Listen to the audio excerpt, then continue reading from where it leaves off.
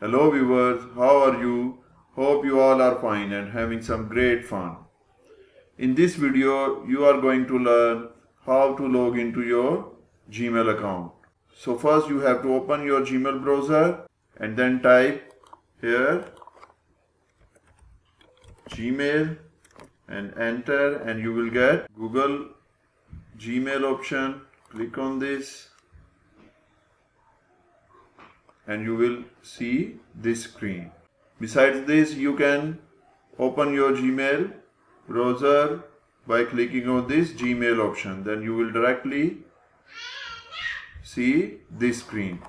So if you have multiple Gmail account, you can sign in by clicking on any one of them. As I am having only one Gmail account appearing there, so I will click on this and then enter your password.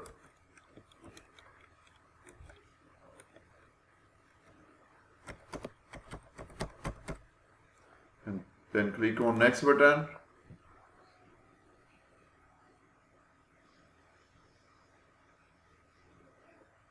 And now your Gmail account is open.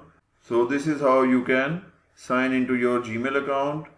In the end, please like and share this video and don't forget to subscribe our channel. Thank you.